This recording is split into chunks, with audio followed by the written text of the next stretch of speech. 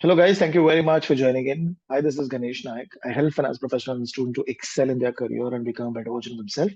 And I also help students preparing for FRM and CFA exam. We have with us one of our students. He's been able to clear the FRM Level 2 in the May 2023 attempt. And he's going to be sharing his journey, his preparation method, and what problems or challenges he faced in the entire journey. So we have with us Anmol. So first of all, Anmol, thank you very much for taking out time. And also, if you could give us a brief about yourself before to the audience. When did you start your level two preparation? What was your background and what were you doing at that point?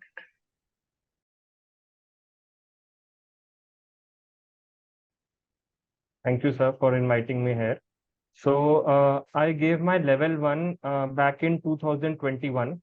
Okay. That was November 2021, when I was just joining my MBA. So before that, I'm a civil engineer and I did not have much knowledge of finance. I got into an operational risk role after my engineering. So from Okay. there, I got into risk and I wanted to dwell more into the risk field. I heard about FRM, and while preparing, I got into MBA in finance. That was when, in the first semester itself, was when I gave my FRM level one. I watched your YouTube videos, the free videos that you uploaded, the crash course, and Mhm. that helped me to clear level one in my first attempt. Then afterwards, I took some time and did my CFA level one in between. Mhm. And so I started my preparation for FRM level two in, I would say, October, November in 2022. But then it was in bits and parts because I had my February 2023 attempt for CFA as well. CFA. So yes, so I was preparing for both simultaneously. So when I started my FRM level 2 preparation, I started off with like market risk and stuff, so that it can whatever can easily be done in short span of time and I can retain, so that afterwards it will not be a problem for me. Okay. And how much time you were giving initially from say October, November till your Feb because of the CFA exam? And then what was the time dedication after that?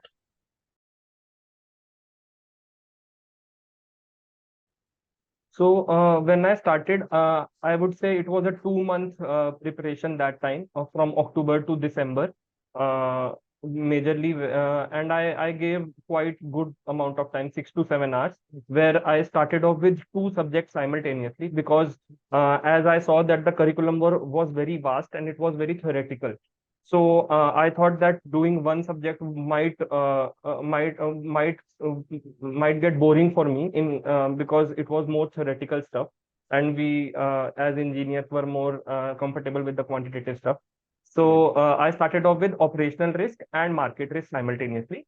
I finished off market risk quite well in time. In 15-20 days, I finished off one reading of Schweizer book, and Okay. then I started off with liquidity risk again with operational risk. Okay. So by when you reached December, you had completed market risk, liquidity, and operation. No, so market risk fully and operational and liquidity, almost half of the course I had completed. And you would watch the video and read the textbook, correct? Yes. Okay. You were Yes. only watching and reading. You were not solving question bank. No, no. Okay. And then you took a break for your CFA level one preparation, and then you started again on when? Which month? So in February, I gave my CFA level one, and then from March onwards, I started again.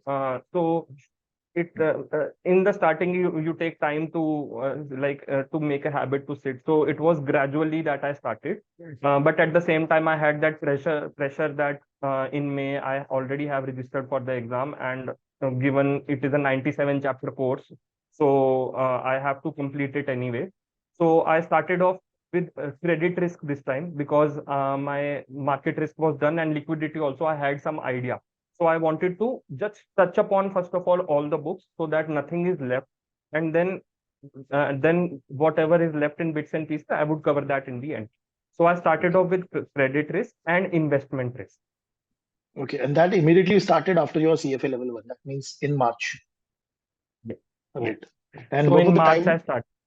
What was the time Yes. commitment So that in you were March I giving? started, and I was giving like initially I was like 4 5 hours per day, but I had one thing in my mind that even if I do one to two chapters in a day, I would be able to comfortably cover the syllabus at least.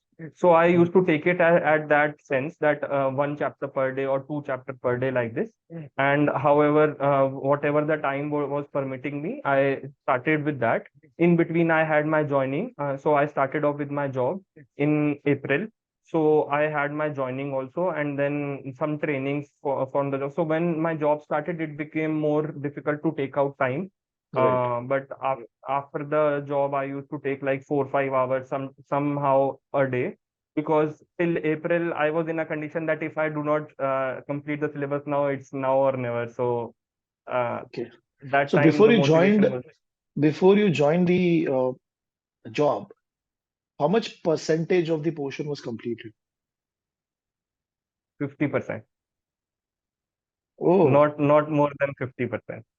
So okay. this happened, and so this is something that a challenge that many of the people would face, and I also faced it, and I would not be shy in admitting this, that there was a time limitation for me, and I knew this beforehand, before registering, that if I'm doing CFA level 1 in February, there might be a time constraint here, and I took Hmm. it in a way that I will be able to do it somehow. So 50% syllabus was done, and then I was still left with, because operational syllabus changed after October and November for this year. Majority of the syllabus changed. Yes. So I also had to do again some of the chapters which were important. So basically, I did operational risk one more time at the end because the new syllabus was gotten in. So Okay. this is what I thought, chapter by chapter I was taking in. But then yeah, quite a majority of syllabus was left till April. So when you reached end of April, what was the status of your preparation? So till end of April, my credit risk was done, investment risk was done, market risk I had done anyways. I just had to revise, and I knew that 2 to 3 days it would take, not more than that, to revise that. Okay. Operational risk I had started, because it is a very vast subject. So I had started, but I was in midway, and current issues I had to do it. Okay. And liquidity risk? Liquidity risk, half I had done, and then half I was thinking what to do, but then at the same time I saw that you uploaded some crash course, some summary videos for that, so in Ha the ha end that ha. helped to cover that very Okay. good. Okay.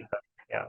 And overall, so when you're saying April end, you had completed this book, you had completed solving also, Uh, right? so what I used to do was, I used to complete these readings, and I used to make some notes of myself, that this is what. So since FRM chapters are lengthy uh, in like pages terms, if I talk about inch wiser, so I used to summarize that in 1 to 2 pages, and then I used to solve some of the previous questions. But I would not say I did much practice at that time, because my focus was to cover the syllabus.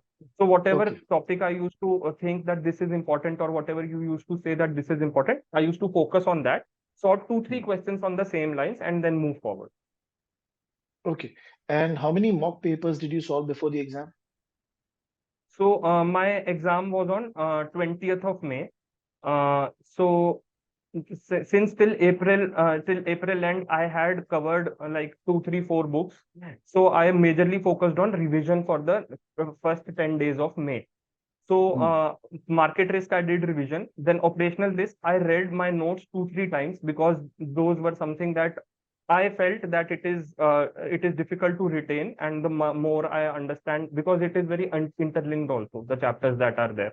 So I felt that this is something, if I do this right, this can help me pass the exam. So I focused on a strategic basis, rather than just trying to complete it at the end. I saw what are the important things and how can I clear the exam. So I was seeing other people who were clearing, and I was seeing what quartiles can get you the pass marks. So I saw Okay. that you need to be good in at least one of the three subjects, the major subjects that are credit risk, market, and operational. And then at the end, if you do well in one to two subjects of the other three, that would be sufficient for passing the exam. So Right. what I did was, in the first 10 days, I did fully revision. And I was almost done. Just the current issues part, a small part was left. Yeah. Otherwise, I was like, okay, now I have completed the syllabus at least at some degree. Then after that, I started off with the Schweizer ka jo practice exam. Practice So exams. Okay. yes, practice exams, two of them I gave, and one mock paper, official mock paper, because you had said that that is important to Draft solve. sample paper, yes. What was the average score you were getting in those mocks?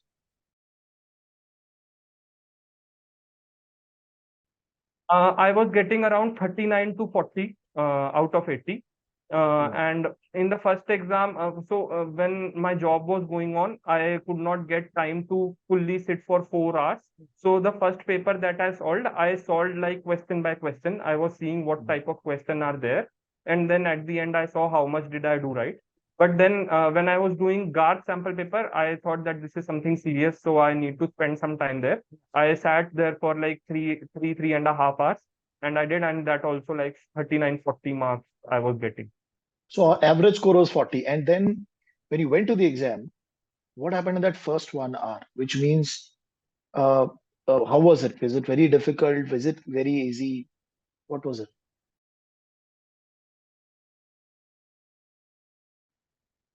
Uh, so that 1 hour was something that I can't explain. Also, that it was that much of difficult times in my life, I would say. When I went, so I had the afternoon slot. So it was very good. There were only 3-4 people with me who were appearing for that slot. Mhm. I was nervous because I knew that I had done my preparation in whatever time I had, but at the end I was confident that I had covered the syllabus and I would Okay. be able to do whatever. I would have an idea of whatever will be coming. So I went there and the exam started. The exam started off with some like lengthy questions, I would say. And Mhm. first 3-4 questions I saw, it was like fully operational risk that I was fearing. It was all operational risk related. Then after that, okay, I was unsure on one question, then I was unsure on another, and then after 1 hour, I saw that majority of questions I was unsure. Like there Okay. were two options that were confusing for me. Hmm. Okay. So Okay. at least And at least first 1 hour was something that was difficult to sustain there. and out of total 80 questions, how many theory and how many calculations were there for you? I would say 55 to 60 were theory. Easily 55 to 60 were theory. Numericals were very less. Out of the numericals also, many of them were easy, but some of them were very difficult also. One full page numerical like this also was. Wow. Okay. And so when you solved those 20 calculation questions, what was your confidence level in those 20? So looking at the theory questions, I was like, okay, the level of the paper is high. But then when I solved the numerical questions, I was doubting myself that is it this easy, because those were of a easy level and direct formula based also, whatever we had studied. So those were at that level. So I would say that those gave me some confidence that okay, this is something that I'm confident about.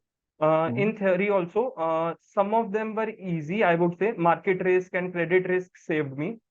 Those were something that direct questions were also there. Memory-based questions were also there. Okay. But then liquidity and operational risks were something that I thought it was more theory-based.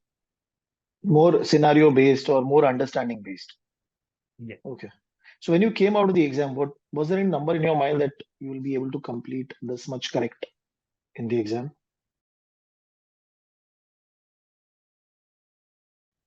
Uh, I was uh, I was not confident at all when I came out of the exam, and I was like, I will not clear this, whatever may be the situation. I also called up my parents also, and I was like, the exam was very tough.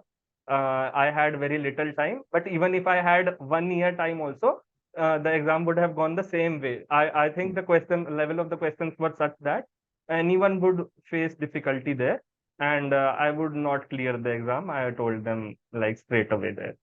Okay. And now, when you compare your level one exam, the actual exam, and the level two exam, what difference did you found in that structure?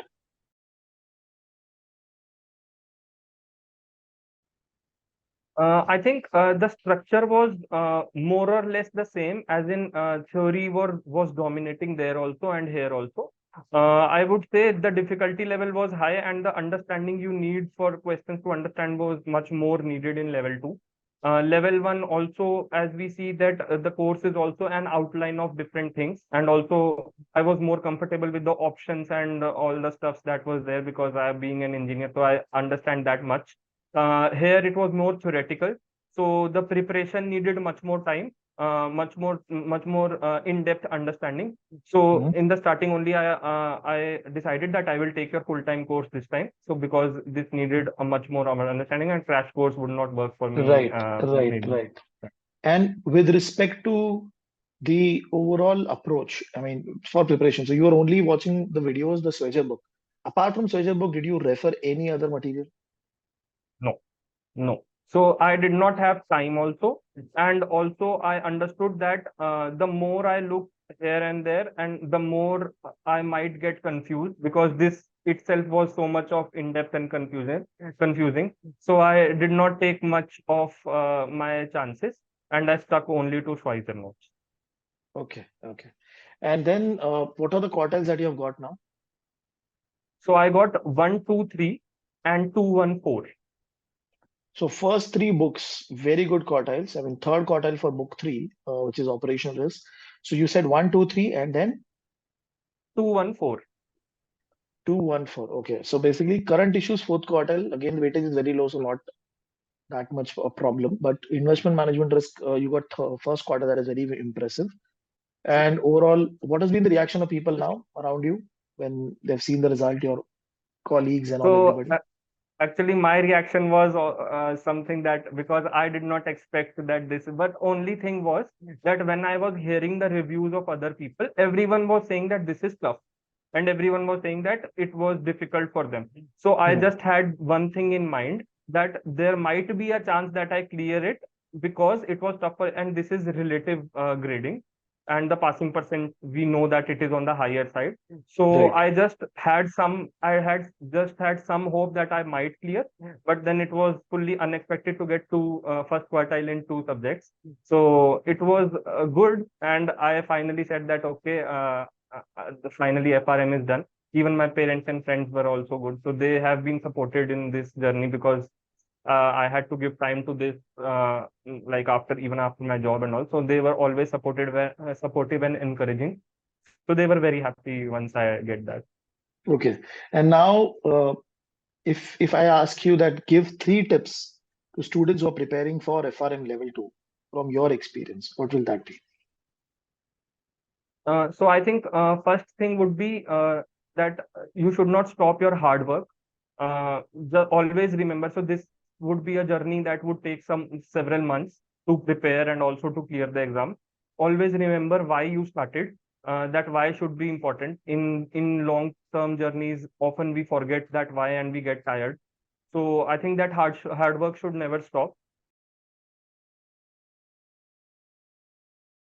The second one would be that you should always be consistent in your preparation. It is not an engineering exam or something that overnight would make you clear the exam. It requires consistent studying and like given the syllabus, you need Mhm. to part by part complete it in like every maybe studying every day like this, giving the exam. And third one would be that never give up, never give up on yourself. Always fight till the end. So always knew that it was going to be difficult for me and the challenges that I was facing. But then I did not give up till the last time. Even till the last day, I was preparing and backing myself that okay, I will complete my syllabus, do whatever mocks I can, and then appear for the exam and give my 100% in this time. Wonderful, wonderful, Anmol. I mean, I'm sure your interview is going to be very helpful for students who are going to be preparing for the exam now, the level one, also level two. This is going to be motivating how to prepare because you had time constraint. You didn't solve much of the questions also. And mock only three mocks you gave. And the score that you were getting was also around 50%, 40. So, and still you're able to clear. So this is a very important point for students who are preparing now, not to get demotivated. Keep fighting. Like you said, the first hour of the exam was really tough, but you pushed yourself, said that I'll complete the entire 4 hours and I will sit for the exam, do my best. And that is what I think so made a very big difference in your entire result. So congratulations on the success. And I'm sure this certification will bring a lot of opportunities, new roles in your career. And also thank you very much for taking out time and talking to us. Thank you, Anmol. Thank you, sir. Thank you so much.